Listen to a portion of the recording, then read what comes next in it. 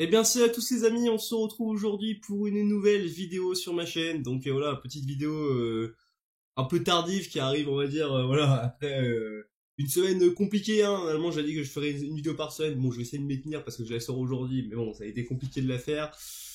Alors, de base, je voulais continuer ma série, voilà, ce qu'il faut changer à l'OL, notamment un point que je voulais évoquer. Mais c'est que bon, ça me prend un peu de temps, j'ai besoin de, on va dire, de trouver des bons arguments pour le faire, voilà, de faire un petit peu un petit schéma dans ma tête. Aujourd'hui, je vais faire une vidéo un peu plus chill parce que voilà, j'ai une semaine, je vais pas dire dure, mais bon, j'ai beaucoup travaillé, j'ai pas été disponible. Là, ce week-end, j'étais voir Coldplay au Stade de France, donc je me suis déplacé, voilà, de ma ville, voilà, à Troyes pour aller à Paris, voilà, tout simplement pour aller voir Coldplay. Super concert d'ailleurs, rien à voir, voilà. Pour la petite histoire, voilà, je vous le dis. Voilà, c'était vraiment une excellente semaine, tout simplement. Et puis voilà, quoi, aujourd'hui, on se retrouve pour une nouvelle vidéo, les gars. Alors aujourd'hui, j'aimerais qu'on parle de quelque chose qui fait beaucoup de débats, on va dire, à Lyon. Et je vois beaucoup de gens, on va dire, tout simplement, en discuter, en débattre, et je trouve ça intéressant de parler de ce débat, tout simplement. Le débat, vous l'avez vu dans le titre de la vidéo, c'est quels sont les postes qu'il faut actuellement à l'Olympique Lyonnais, qu'il faut renforcer ou qu'il faut même tout simplement recruter. Parce que c'est vrai que à Lyon, quand on regarde, bah il y a des choses qui font débat. Bon, il y en a certaines qui en font pas, il y en a qui sont évidentes, dont on va parler en premier, et d'autres qui sont un petit peu plus discutables, si je peux me permettre. Donc déjà les gars, avant même de parler de ça, tout simplement, j'aimerais quand même aussi vous remercier pour l'interaction que vous avez eue sur ma dernière vidéo sur ce qu'il faut changer à l'OL. C'était la construction de l'effectif, ça a vraiment fait beaucoup plaisir. On a tapé les 1000 vues, hein. C'était pas mal déjà d'une part, mais surtout on a tapé beaucoup de commentaires. Il me semble que j'ai débattu. J'ai eu mon premier aussi commentaire rageux, c'était intéressant aussi, voilà. Un mec qui te publie 4-5 messages de suite, tu sais, haineux. Non, vraiment, vous avez vraiment rien à foutre de votre vie, c'est exceptionnel quand même. Hein. Je veux dire, voilà, on peut juste débattre tout simplement. Non, le mec, il faut qu'il dise, ouais, toi, t'y connais rien. Enfin, bref, voilà. Je vais pas m'attarder là-dessus. Et bon, c'est juste pour dire voilà, que des fois, franchement, YouTube, c'est quand même un sacré cafarnaum, on va dire. Bref. Petite vidéo, les gars, tout simplement. Donc, on va parler, donc, je commence déjà par mettre comment dire, qu'on mette en évidence quelque chose, du moins qu'on parle de ce que tu as, à un moment même de savoir quel poste tu dois recruter, il faut savoir dans quel système tu joues. Alors, moi déjà, on va se mettre tout de suite d'accord. Moi, le système que je voudrais mettre en place à Lyon, et je pense que la plupart on est tous d'accord, et même Peter Boss pour moi voudrait mettre tout simplement ce système en place, c'est le 4-3-3. Et je vais même vous dire que le 4-3-3, pour moi, c'est le meilleur dispositif où on a le mieux joué, on est le plus équilibré, on a les joueurs pour. Parce que je trouve que personnellement, moi, ce 4, voilà, ce 4-2-3-1, j'aime pas. Moi, j'aime pas ce système de jeu. Je trouve que ça. Déjà, jouer avec Cardis, ça me pose énormément de problèmes. Je trouve que c'est un poste, pour moi, les gars, le poste de numéro 10 qui est en train un peu de disparaître, si on peut dire. C'est un poste qui est très peu utilisé. T'as très peu de 10, maintenant, pur 10. Voilà, c'est de mecs qui distribuent les ballons, qui t'orientent le jeu, etc. Maintenant, on cherche surtout à avoir vraiment, quand on joue au foot, quand on joue des matchs, simplement, avoir des systèmes de jeu très équilibrés. Le 4-3, on va dire que c'est le truc le plus équilibré possible, quoi. C'est vraiment le truc où, voilà, par ligne, t'es le plus équilibré, forcément, logiquement, normalement. Donc bon, écoutez, déjà, je voudrais qu'on commence par la première chose. Je pense que le poste, qu'on est tous d'accord. Alors, je ne vais pas dire les joueurs que je veux exactement, mais comment? Je veux dire plutôt pourquoi je veux qu'on les recrute à ce poste. Bon, je pense que déjà on va commencer par quelque chose qui est évident pour tout le monde. Ça, personne n'ira, je pense, me contredire là-dessus. C'est le poste de latéral gauche, oui, parce que moi, entre temps, je pensais que voilà, en 2 semaines, en l'espace de 2 semaines, on allait enfin recruter notre latéral gauche, mais non, nous sommes toujours l'Olympique Lyonnais, visiblement. Ça m'énerve d'ailleurs un petit peu ça, qu'on n'est toujours pas avancé, on n'a n'a pas d'idée, parce que c'était Tagliafico, j'arrive jamais à dire son nom, bref, le latéral de l'Ajax, quoi, qui d'ailleurs aurait préféré Brighton à Lyon. Bon écoutez, super qu'il aille à Brighton, hein. Moi je veux pas de mecs qui sont pas concernés au club tout simplement. Qu'il aille à Brighton, qu'il aille à Brighton. Et encore je vais vous dire franchement, même si le latéral, voilà, c'est pas un mauvais latéral, je pense qu'on peut, je vais pas dire avoir mieux, mais on peut avoir plus intéressant pour l'avenir, tu vois. Donc oui, on va commencer par ça. Donc ouais, le latéral gauche, ça les gars, on est tous d'accord. On a pu Emerson, il est reparti à Chelsea. Je trouve que de base c'était un latéral gauche qui faisait plus ou moins bien le taf. Mais bon, c'est vrai qu'à la fin c'était un peu plus compliqué. Et puis bon, Voilà, c'est un peu nous à Lyon, je pense qu'on a vraiment besoin d'un latéral qui soit vraiment offensif, ce qui n'était pas réellement Emerson. Emerson, je trouve que c'est vraiment un joueur vraiment qui était purement défensif, qui était vraiment latéral défensif. Or aujourd'hui, on sait que pour les latéraux, et d'ailleurs je trouve que c'est peut-être le poste le plus difficile au football, pour moi c'est le poste de latéral, parce que c'est le poste qui te demande de défendre et à la fois d'attaquer. Et en plus, c'était même peut-être le poste, alors ça dépend de la tactique que tu joues, mais généralement c'est ça, c'est le poste où tu cavales le plus. Donc effectivement, c'est compliqué de trouver des bons latéraux, même les gros clubs ont beaucoup de mal à trouver des latéraux, donc ouais, franchement, c'est compliqué de trouver un bon latéral. Notamment quand tu sais que t'as raté Wijndal qui est parti à United. D'ailleurs, United, j'ai l'impression qu'ils font la collection des latérales gauche. Ils ont je sais pas combien de latérales gauche. Voilà, les pauvres. Moi, un ex Céleste, j'aurais bien voulu limite leur prendre s'il fallait pour le relancer. Ça lui aurait peut-être fait du bien. Bon, après, c'est comme ça. Et puis ouais, voilà. Donc latéral gauche, ouais, on est tous d'accord qu'on va pas pouvoir faire la saison avec Enrique. Enrique, qui, moi je trouve, hein, personnellement au début, je l'admets, hein, je pas honte de le dire, je l'ai critiqué, je me dis mais c'est quoi ce joueur, bordel de merde, mais qui on est allé chercher, tu vois. Et avec le temps, bah écoutez, je trouve que voilà, sur les 6 derniers mois, en fait, finalement, il a fait des fois le taf. Alors, il était pas bon dans le sens bon, mais il était pas mauvais. Je veux dire, il te coûtait pas spécialement d'erreur, il était là, quoi. Je préfère avoir un joueur comme ça, tu vois, un joueur qui, entre guillemets, est, je veux pas dire insignifiant, mais qui, voilà, fait le minimum, quoi, le strict minimum, qu'un joueur qui soit, on va dire, bon sur des fulgurances, mais qui après, des matchs après, est mauvais, quoi, tout simplement. Je pense notamment à des joueurs comme, bon, voilà, je ne le mets un exemple, hein, mais pour moi, Toko Ekambi, tu vois, et Toko Ekambi, il y a des matchs où il va être très utile, d'autres matchs où il va servir à rien. Voilà. Donc ouais, le poste de latéral gauche, c'est que je pense qu'on est tous et tous d'accord, c'est un poste à renforcer immédiatement. C'est même pour moi la première priorité à faire, c'est celui-là. Voilà. Surtout quand c'est que t'as Gusto à droite. Maintenant, voilà, on va parler tout simplement d'un autre poste, on va rester dans la défense centrale. Alors moi, la défense centrale, vous avez vu que voilà, forcément Denayer n'est plus présent, voilà, a quitté le club. Boateng, on ne sait pas s'il va rester. Il y a beaucoup d'offres, enfin de rumeurs qui se passent. Il y a beaucoup de rumeurs, comme quoi il irait en Turquie, etc. Boateng, moi je trouve que c'est un joueur quand il est venu chez nous qui a fait vraiment 6 bons premiers mois et qui bon après même peut-être même voir ouais même si ça 6 bons premiers mois et après il y a eu voilà cette fameuse altercation on va dire il me semble que c'était avec Monaco, je sais plus quel match c'était quand c'était un match qu'on avait perdu, voilà il était allé se plaindre il me semble d'après ce qui a été dit, on sait pas ce qui s'est passé réellement mais il s'était plaint à Peter Buzz et après bah il y a eu une espèce de cassure, il a été écarté du groupe pendant un moment et quand il est revenu il avait perdu son haut niveau, son expérience, et on a l'impression que c'était devenu un joueur insignifiant. J'avais l'impression de voir Marcelo, voilà, pour vous dire quand même Marcelo, hein. Marcelo, pas le Marcelo de la saison 2020-2021, hein, Marcelo de la saison 2018-2019, voire 2019-2020, quoi, tu vois, un joueur vraiment plus que moyen, voire même mauvais, on va pas se mentir. Donc ouais, il y a beaucoup de questions qui se posent autour. D'ailleurs, on a prolongé Thiago Mendes parce que je pense qu'on a vu que voilà, Thiago Mendes, il a su dépanner en défense centrale, même si des fois, je trouve quand même qu'il a été limite, qu'il nous a coûté des erreurs. On a Loukeba, hein, Loukeba qui pour moi est tout simplement peut-être l'un des plus gros potentiels de cette équipe, si c'était peut-être pas même le meilleur, hein, on peut même se demander, parce que bon, Cherki jusqu'à présent on n'a pas vu tout son talent, un joueur qu'on n'attendait pas d'ailleurs l'année dernière. Euh, Moi Loukeba je mets juste un peu des guillemets entre guillemets, enfin je veux dire, je sais pas comment dire, mais je le mets un peu voilà, en suspension dans le sens où je me dis, le Keba, les gars, c'est bien. Il a fait 6 bons mois. Maintenant, il faut qu'il confirme. Parce que, les gars, il n'y a rien qui nous dit que le Keba, il peut perdre tout son niveau. Je ne l'espère pas, hein, je le souhaite pas. Mais moi, je dis, faites attention, les gars. Tout miser sur le Keba, faut faire aussi attention, parce que ça peut quand même nous coûter cher derrière. Si jamais il perd un peu son niveau, bah, il te reste qui comme gros défenseur central, on va dire, confirmé. Et encore, gros défenseur central, tu m'as compris. Bon, si tu préfères bon défenseur central, pardon, si tu préfères. Bah écoutez, il n'y en a pas tellement, hein. Donc, ouais. Écoutez, Mendes, bon, moi, en tant que, on va dire, solution de recours, je suis pour. Par contre, les gars, je ne suis pas pour qu'il joue défenseur central titulaire. Et si Boateng ne retrouve pas son niveau, on va pas se mentir, les gars, le poste de défenseur central, il nous en faut au minimum un quatrième. Alors moi, j'aurais bien voulu donner un peu la chance au défenseur central turc, là, qui revient de OHL, je crois, Louvain, le club belge, là. Visiblement, bon, on sait pas trop, il est pas trop dans les plans, on peut même penser à le revendre. Écoutez, si vous voulez pas le garder, vendez-le, hein. Écoutez, il a pris une bonne valeur marchande. Je pense que ça serait bien de se faire un peu d'argent là-dessus. Et sinon, bah oui, je pense qu'il faudrait retrouver pour moi, enfin, recruter un autre défenseur central, voire même peut-être deux si c'était possible, mais bon, ça n'arrivera jamais à Lyon, hein. Doubler les postes à Lyon, c'est quelque chose de compliqué, hein. C'est comme à droite, hein. On a Gusto, mais si jamais Gusto il se pète, voilà, t'as Léo Dubois. Et j'espère que le Dubois va se casser. Donc ouais, bon. Moi, je pense qu'un défenseur central, c'est plus qu'important.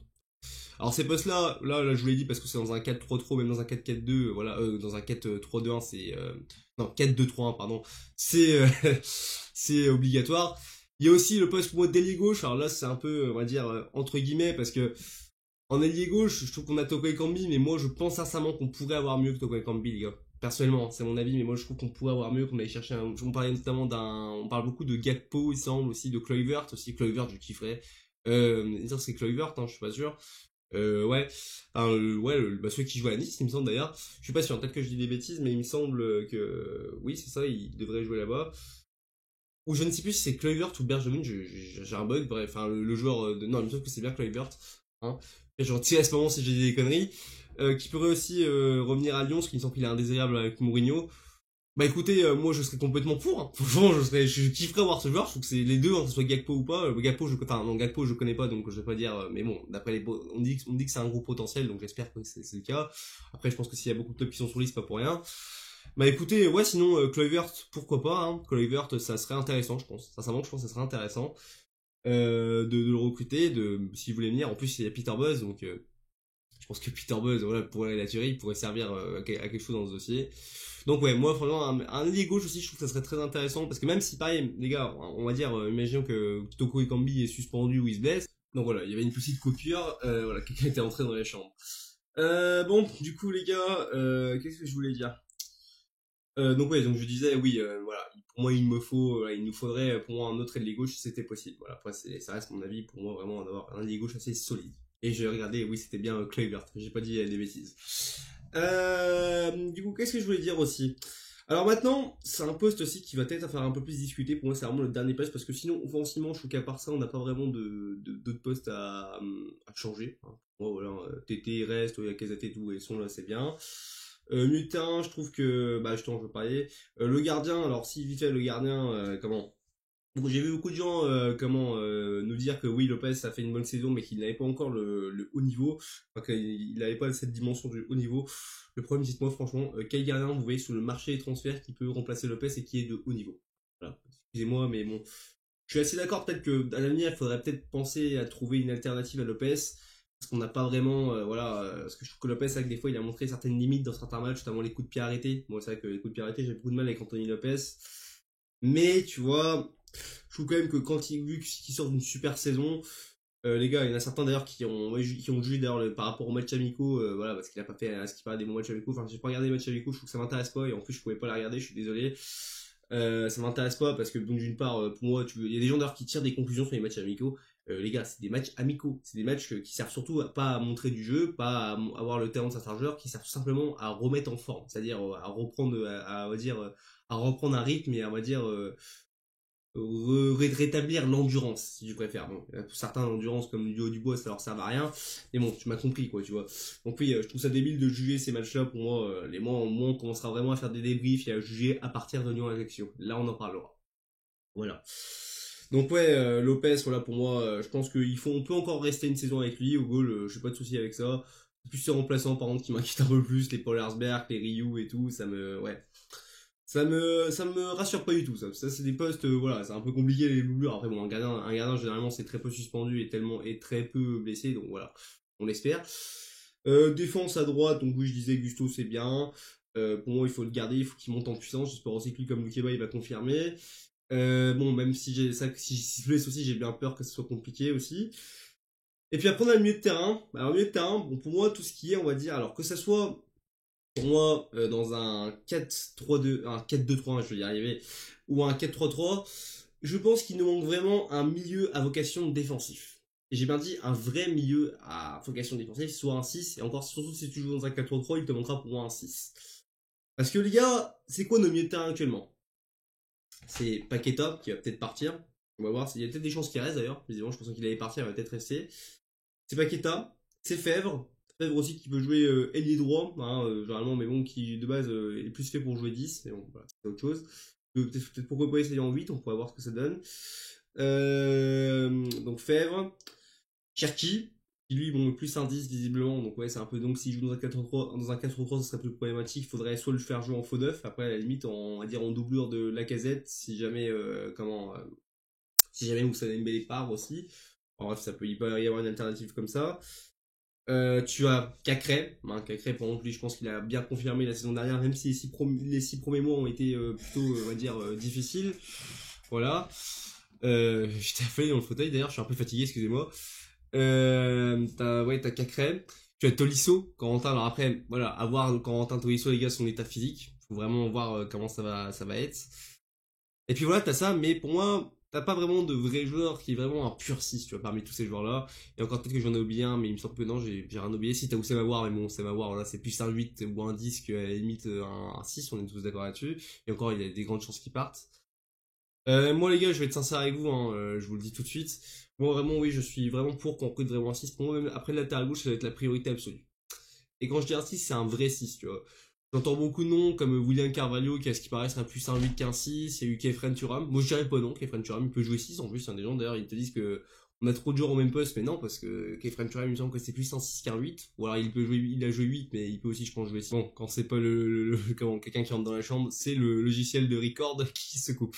Bref. Donc je disais oui Kefren Turam pour moi que je verrais bien, sinon aussi jouer 6. Après voilà, je m'attarde pas sous les rumeurs. J'aurais bien voulu qu'on recrute le petit, vous savez aussi le petit Jurgan aussi, ça va être intéressant.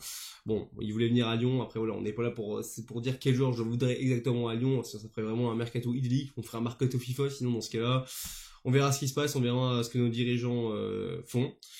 Et puis écoutez, à part ça, j'ai rien d'autre à dire sur les joueurs pour moi qu'il faudra recruter, parce que pour moi en attaque t'as ce qu'il faut. Pour moi globalement, offensivement, contrairement à la saison dernière, je trouve que t'as ce qu'il faut, tu vois, t'as de quoi faire. T'as des choses intéressantes à essayer aussi, je pense. Même si oui, effectivement, on va parler de l'ailier gauche. Milieu de terrain aussi, je pense que sinon, à part ça, les postes de 8, t'as largement ce qu'il faut. Pour moi, t'es bien, je trouve là-dessus. Même si Paquet à part, je pense que t'es quand même bien. Euh, Sinon, écoutez, à part ça, je voudrais juste relancer, on va dire, un peu mon avis final sur dans quel système de jeu il faut jouer.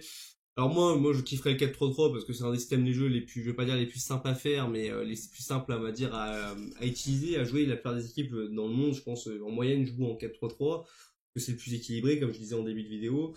Et aussi, pour moi, il faut jouer en 4-3 parce que ça me paraît logique, non? Peter Buzz, il me semble que voilà, quand il jouait avec ses anciennes équipes à l'époque, il jouait en 4-3-3, les gars. Donc ouais, s'il veut instaurer sa philosophie, s'il veut, entre guillemets, voilà, si on veut avoir des résultats, si on veut avoir du jeu, hein, voilà, d'après ce qu'on me dit, on nous vend Peter Buzz pour son jeu aussi, offensive et tout, bah pour moi il faut jouer dans un 4-3-3 et arrêter de jouer en 4-2-3-1 qui n'est pas pour un système qui est adapté pour lui visiblement, et en plus même lui il l'a dit, donc j'ai pas compris pourquoi il s'est fait chier toute la saison à jouer dans ce système là. Il aurait pu très bien faire des petites modifs, hein, voilà, bref, après je peux comprendre aussi sur certains points, mais bon, ça excuse quand même pas tout. Écoutez, voilà, j'ai rien d'autre à dire là-dessus. Au final, j'espère que voilà, vous avez donné votre avis aussi. Voilà, ça m'intéresse aussi de savoir pour vous, même si vous avez des idées de joueurs, hein, ça pourrait être intéressant aussi, pour que je regarde un petit peu les joueurs que vous voudriez recruter à Lyon, les postes. Vous êtes d'accord avec moi? Est-ce que vous pensez aussi qu'il y a un autre poste qu'on devrait doubler ou qu'on devrait recruter? Enfin, voilà. À vous de me le dire. Hein, je vous laisse vous exprimer en commentaire de votre avis. Ça m'intéresse beaucoup. Hein, je le dis tout le temps, mais ça m'intéresse beaucoup. C'est vraiment plaisant de discuter avec vous football, ça fait vraiment plaisir. N'hésitez pas aussi bien sûr à lâcher votre avis, que ce soit en pouce bleu ou en pouce rouge, hein, c'est aussi, ça aide toujours un peu au référencement de la chaîne aussi, tu vois. Donc écoutez, si on peut faire monter un peu la chaîne et voilà, agrandir cette communauté sur cette chaîne, ça m'intéresse, surtout qu'il va y avoir, comme je dis, quelques changements. Je suis encore en train de, par là, j'ai commandé ma déco, ben, je l'ai pas mise du coup, mais j'ai commandé ma déco, pareil, ça va pas rester comme ça, le truc en noir. Bref. Tout simplement voilà, c'est tout ce que j'avais à dire, je sais plus, je suis un peu perdu, moi je suis vraiment fatigué, c'est vraiment le concert d'hier soir m'a tué, donc ouais voilà, je suis un peu fatigué, je me suis pas forcé un peu à faire cette vidéo, mais je voulais la faire quand même parce que voilà, j'estime qu'il faut essayer de garder un peu une petite régularité, tu vois, et j'avais un peu aussi des choses à dire là-dessus aussi ça. Maintenant je pense qu'on se retrouvera soit mercredi soit jeudi pour la suite de ma série Ce qu'il faut changer à l'OL. D'ici là, je vous souhaite de passer une bonne fin de dimanche, enfin, même si dimanche est bientôt terminé, ou même tout simplement je vous souhaite de passer une bonne semaine dans la semaine qui arrive. Et puis voilà, hein, tout simplement rien d'autre à dire. C'est tout ce que j'avais à vous dire, et je vous dis tout simplement à la prochaine, et surtout, allez l'OL. Allez, salut tous les amis.